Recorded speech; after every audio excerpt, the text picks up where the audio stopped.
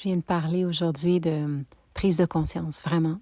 Je savais que je devais venir te parler, en fait, des derniers mois de ma vie, qu'est-ce que j'ai constaté, puis c'était pas encore venu du comment.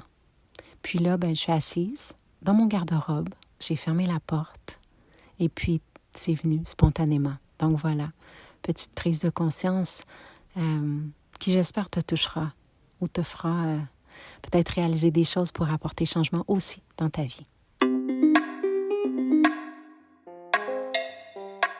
Namasté et bienvenue au podcast Sorcellerie Blanche. Ce projet de cœur a démarré en 2019 et on continue depuis. Si t'es ici, c'est que la sorcellerie blanche sous toutes ses formes t'attire. Tu vas donc entendre parler de chamanisme, d'ésotérisme, d'holisme avec des gens comme toi et moi. On s'inspire, on partage, on dédramatise et on se motive. Je suis Gaïa Charline, âme nomade et créatrice, passionnée de la vie, de chai latte, de conversations profondes, de planches à neige, de bulldog français et d'entrepreneuriat spirituel. J'accompagne des femmes médecines à transitionner vers l'entrepreneuriat spirituel en toute simplicité.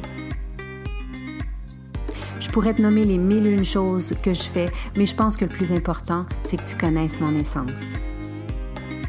Alors, bienvenue dans mon univers où ensemble, on se rappelle que la plus belle des magies, c'est celle qu'on porte à l'intérieur. Alors, on sort nos balais belles sorcières et on dépoussière ce qui est déjà là.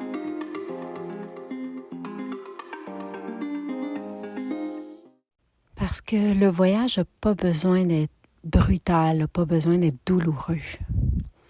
C'est vraiment la prise de conscience que j'ai eue dans les derniers jours. Ça a été une année quand même assez intense pour moi, à plein de niveaux, tout plein de niveaux. J'ai vu mes mondes un peu se transformer. J'ai pas envie de dire s'écrouler, j'ai plutôt vu des voiles comme si un coup de vent montait dans le voile, puis on pouvait voir qu'est-ce qu'il y avait derrière, mais sans que ce soit trop évident. Je pense qu'il y a eu un moment en moi qui a vraiment changé quand j'ai vu qu'autour de moi, il y avait de la panique. Puis j'arrivais pas à comprendre cette panique-là. Une panique de manque, une panique de pas être assez, une panique de chercher une connexion juste pour pas sentir qu'on perd le contrôle peut-être. Je sais pas. J'ai vu des gens autour de moi dans la dernière année sombrer dans des états peut-être de délire, des moments de perte complètement de repères. En vivant des expériences que j'appelle peut-être un peu brusques, brutales, violentes, cette quête de connexion à quelque chose de plus grand. Puis dans les derniers jours, ma réalisation a vraiment été celle de dire, écoute, on vient ici sur Terre, on vient vivre cette expérience humaine, on vient avec des gens autour de nous qui vont être notre miroir, qui vont être le reflet, qui vont être nos plus grands maîtres. À la fin de la journée, c'est ça, ce qu'on est venu vivre. J'ai vu une amie dernièrement, ça faisait longtemps que je ne l'avais pas vue, puis justement, elle était dans ce chemin qui était très, très, très violent, qui était... c'est presque un chemin de performance, un cheminement spirituel de performance. C'est-à-dire, spirituel pour moi, c'est cette connexion à cet être divin que je suis dans ce corps humain. Mais juste rester dans le divin. Donc, c'est-à-dire, elle vivait comme ce vouloir, cette connexion avec une source invisible seulement. Puis, tu sais, avec des informations, des téléchargements, comme elle les appelle, d'informations, puis de choses comme ça. Puis, je l'ai vue malade. Je l'ai vue pas bien.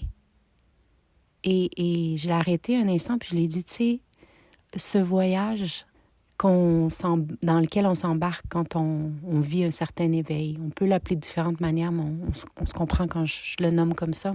Le but, c'est de toucher à l'amour, à la joie, à la compassion. Dans le fond, c'est juste de se rappeler de ça. Et ça devrait pas être violent. Ça devrait pas être brutal. Et c'est tout que... En tout cas, c'est un sacré défi, parce que c'est vraiment sacré, cette expérience terrestre. Et c'est vraiment ça que là, on est invité, vraiment. As-tu le courage de vivre cette expérience comme humain, humaine, avec ce qui se passe?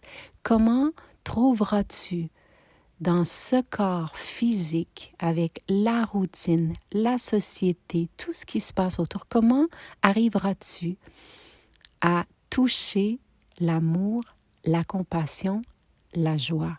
Comment arriveras-tu? Pour moi, ça, c'est mon défi, c'est ma motivation à tous les jours.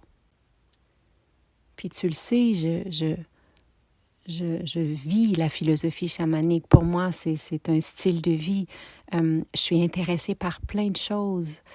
J'aime découvrir des choses, mais arrive un moment où si on est trop dans la tête, on passe à côté de cette expérience dans laquelle on a choisi de venir vivre. Et je disais à cette amie, je disais, tu sais, peut-être d'arrêter un peu tous ces rituels et ces trucs que tous les jours tu t'imposes, et peut-être juste simplement de vivre la vie puis de vivre des choses cucu, je lui ai dit, tu sais, vraiment simple, vraiment cucu. Parce que c'est dans ça que tu vas reconnecter avec cette essence divinement humaine que tu es venu vivre, dans cette expérience. Comment est-ce qu'aujourd'hui, peut-être en faisant rien, ou en allant juste dehors, ou en regardant un film, ou en mangeant quelque chose qui me fait plaisir, est-ce que je vais retrouver la joie? Est-ce que je peux toucher à l'amour du moment, l'amour de moi, l'amour de cet espace qui est wow! Et peut-être cette compassion. Puis quand je parle compassion, ça peut être envers les autres, mais c'est surtout envers moi. Dans la dernière année, j'ai vraiment... ça m'a un petit peu déstabilisé, justement, ce concept de spiritualité qui était pour moi devenu un jeu de performance, et je vais le nommer, de femme à énergie masculine en quête de pouvoir. C'est mais déguisé dans quelque chose de très féminin. Ça m'a troublée, je vais être super honnête. Ça m'a troublée de voir ceci. Et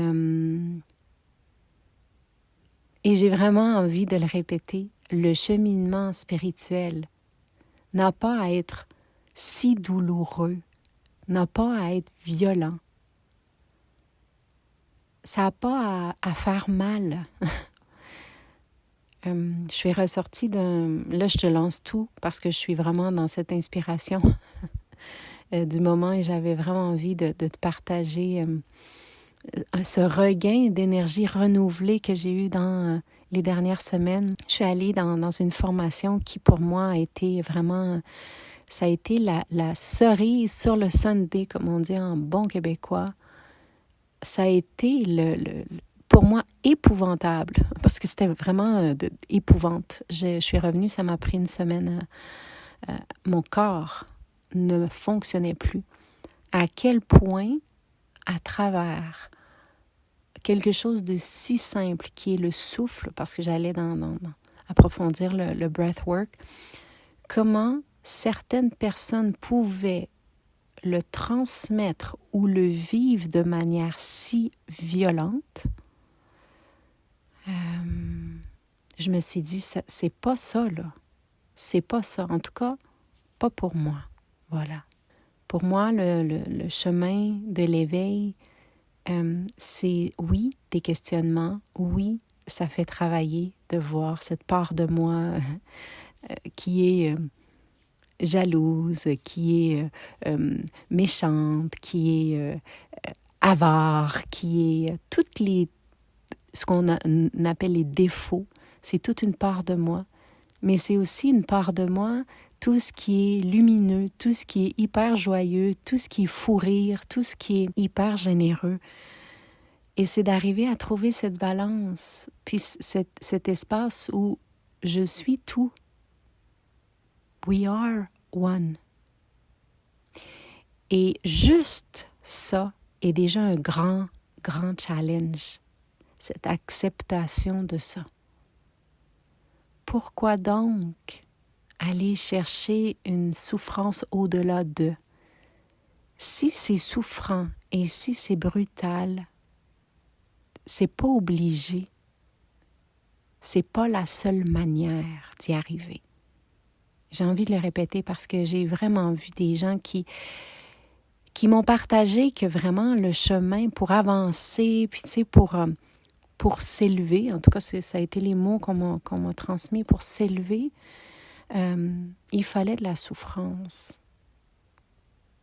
Et moi j'ai envie de te dire que c'est pas obligé. Parce que la vie en soi, c'est déjà assez challengeant.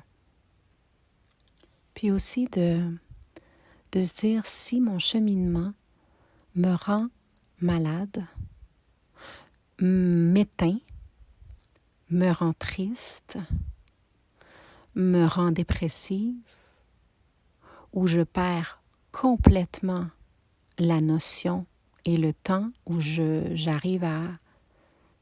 Je suis plus moi. Ou si tu te sens comme ça, ou si tu vois des gens autour de toi, là, ben peut-être se re-questionner sur est-ce que c'est sincèrement ça qu'on est venu vivre? Est-ce que c'est sincèrement ça le but? Ou est-ce que c'est plutôt ce qu'on sent profondément dans notre cœur, qui est cette paix, cet amour, ce que j'appelle de vivre l'Aleph. Cet espace où je me rappelle que tout est là, dans cet espace où tout est beau. Beau dans le sens que on arrive à envelopper toutes les atrocités puis tout ça par l'amour. On se rappelle qu'à la base, on est amour. Puis je sais qu'on l'a tous vécu. Une demi-seconde, une seconde, peut-être un moment. J'ai encore touché le week-end passé. Cet espace où c'est une sensation dans le corps. Où on se rappelle simplement. Cultiver plus de ça. Et comment est-ce que je peux le cultiver? C'est pas en allant approfondir 3 millions d'outils, de techniques, de structures, de protocoles, de livres, de connaissances. Mais c'est bien en étant connecté dans mon corps, qu'est-ce qui se passe et à quel endroit. Ça n'a pas besoin d'être brutal, ça n'a pas besoin de te faire violence. J'ai eu l'impression que j'avais perdu un peu la connexion peut-être avec moi-même. Puis comme j'expliquais à Yvon, je disais, j'ai l'impression que je suis maintenant devenue la passagère de ma voiture. Puis c'était la première fois de ma vie vraiment.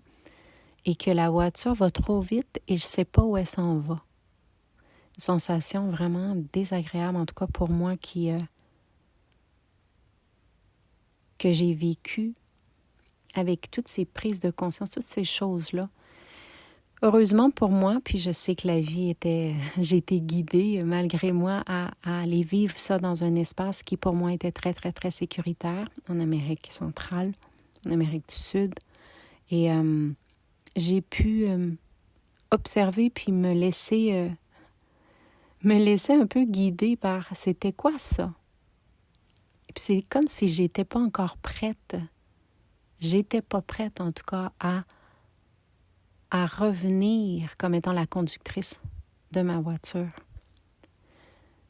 Jusqu'à récemment, il y a quelques semaines, où j'ai repris le volant, mais j'ai baissé la fenêtre, puis j'ai mis de la bonne musique. Puis j'avais les cheveux au vent, puis j'ai les cheveux au vent. Je suis plus pressée. Puis je recherche plus à aller rapidement, mais plutôt de profiter du paysage, puis de regarder dehors, puis de sentir le vent dans mes cheveux, d'entendre cette musique, puis de la sentir dans mon corps pendant que je conduis cette voiture-là, qu'est la mienne. Parce que la vie, c'est ça. C'est que ton corps, c'est cette voiture qui va pouvoir t'amener, qui va pouvoir te transporter où t'en as envie. Mais si ton corps est malade, si ton corps souffre, si c'est brutal, c'est sûr que le voyage n'est pas intéressant. Puis hier, je faisais la comparaison avec justement pourquoi, tu sais, je me reposais la question, puis je pensais à une grande amie que je considère aussi mentor. Je pense que les deux, on se considère comme ça, on se donne des nouvelles perspectives de vie quand on en a besoin. Puis tu sais, elle me disait, vraiment, tu sais, Gaïa, on va chez toi quand on a besoin justement de polir encore plus cette personne qu'on est parce que c'est sécuritaire auprès de toi de le faire, parce que tu nous pousses à le faire, mais toujours en nous donnant cette sécurité, c'est OK. C'est OK. Parce que c'est ça que j'ai réalisé. Pourquoi est-ce que j'accompagne des gens dans l'entrepreneuriat? Parce que l'entrepreneuriat, pour moi, d'abord et avant tout, c'est un style de vie. C'est-à-dire que je vende des accompagnements humains ou que je vende un produit. Pour moi, le processus est le même. C'est, est-ce que je suis bien dans ma voiture? Est-ce que mon moyen de transport, est-ce que tout ça, est-ce que je sens que je peux vraiment baisser la fenêtre, en profiter? Ou est-ce que je ferme la fenêtre, je dois absolument avoir une Ferrari avec un GPS à la fine pointe de la technologie, je dois arriver le plus rapidement possible pour que tout le monde me regarde. Et ça, c'est pas le chemin que moi j'invite, en tout cas. C'est pas de parler de cette Ferrari, de ce GPS, c'est pas ça qui m'intéresse. Quand on vient auprès de moi, puis ça doit être parce que c'est mon style de vie aussi, mais quand on vient auprès de moi, c'est vraiment de dire, j'ai envie de profiter de cette route-là. Et tu sais quoi, Gaïa? J'ai envie de faire embarquer des gens dans ma voiture en chemin. Et c'est exactement ça, ce que j'offre dans le Momentum. C'est de dire, hey, on revisite, est-ce que ta voiture est en bon état? T'sais, on commence toujours avec ça avec moi. Est-ce que ta voiture est en bon état? Ouais. Est-ce qu'elle te plaît? Ouais. Est-ce que tu te sens en sécurité dedans? Oui. Est-ce que tu as envie d'aller dans une destination qui te fait vibrer? Oui. Bon, allons-y. Puis en chemin, on prendra des gens. Rappelons-nous la joie, l'amour, la compassion. Puis c'est exactement ça. Puis le tournant que j'ai eu dans la dernière année, de voir certaines des personnes dans mon entourage qui étaient dans un processus de spiritualité que j'arrive pas encore vraiment à comprendre, qui est douloureux, qui est violent, j'ai envie vraiment d'inspirer à que les deux pieds sur terre, parce que je suis terrestre, de jamais oublier cette connexion avec le divin, mais de me rappeler que d'abord et avant tout, mes deux pieds sont où? Sont sur terre. Et puis comment est-ce que je peux arriver à toucher cet amour? Ben, c'est en vivant des choses terrestres ici, là. C'est en sachant que je suis accompagnée, oui, mais que d'abord et avant tout, c'est moi, là. C'est moi qui a choisi d'être ici. Je suis ma meilleure amie, je vais être ma meilleure compagne pour le reste de ma vie. Puis moi, sincèrement, quand j'y pense, ça me rend en joie de penser que je vais vieillir avec moi. Ça me rend en joie de penser que je vais vieillir avec cette personne que je trouve cool. Elle dit toujours oui. Elle dit presque toujours oui à toutes ces pulsions que j'ai. Puis c'est avec elle que j'ai envie de vieillir. Puis quand elle est fatiguée, on se repose sans culpabilité. Mais que tout est possible. D'arriver à toucher ça, pour moi, c'est ma définition de la spiritualité. Aussi simple que ça. D'être celle qui conduit avec joie, idéalement avec des full grosses lunettes de soleil, là, trop grosses, là, mais vraiment hautes, là, tu sais, comme dans l'ancien temps qu'on peut trouver des fois dans des marchés aux puces, là. Idéalement avec ces lunettes-là, la fenêtre baissée, avec cette sensation de légèreté, puis surtout, de liberté. Cette dernière année, en fait, au complet, a été pour moi hyper challengeante. Je suis entrée dans ma grotte pour revenir à moi, puis me dire, ben voyons, c'est quoi? Qu'est-ce qui se passe autour? Et de choisir de toujours revenir à moi, puis de pas avoir peur de conduire la voiture, puis de pas sentir une pression d'aller rapidement. Tu sais, ma voiture cette année, puis c'est hyper métaphore, mais en même temps, c'est vrai, hein, quand on était au Nicaragua, là, qu'on a fait les 5 pays, on se déplaçait en scooter, en Vespa. C'est exactement ça le feeling. Donc, petite prise de conscience, peut-être ça résonnera pour toi, mais j'avais envie de te le partager. C'est important pour moi de te rappeler que de ne pas te faire violence, puis de ne pas te bourrer le crâne de protocoles, de structures, de routines, de ce que j'appelle spirituosité. Si tu vois que ton cheminement t'amène dans un état où tu te sens pas du tout heureuse, où tu te sens malade, c'est peut-être qu'il faut revisiter ton chemin. Vraiment. Puis si tu as besoin, tu sais que je suis là.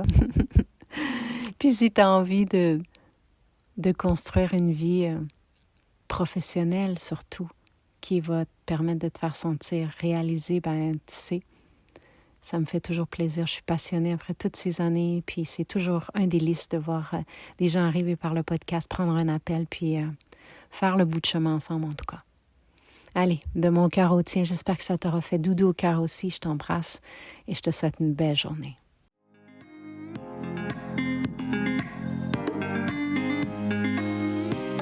Si le sujet de la spiritualité t'inspire vraiment et que tu as un côté sorcière aussi, joins-toi à la tribu Gaïa sur les réseaux sociaux. Sur Facebook, la page Gaïa, @Gaïa Total, et le groupe fermé sur Facebook Entrepreneur en devenir, ou sur Instagram, je suis Gaïa Total. Visite mon site web www.gaiatotal.ca pour en savoir encore plus. Au plaisir de te croiser. Waheguru, belle âme.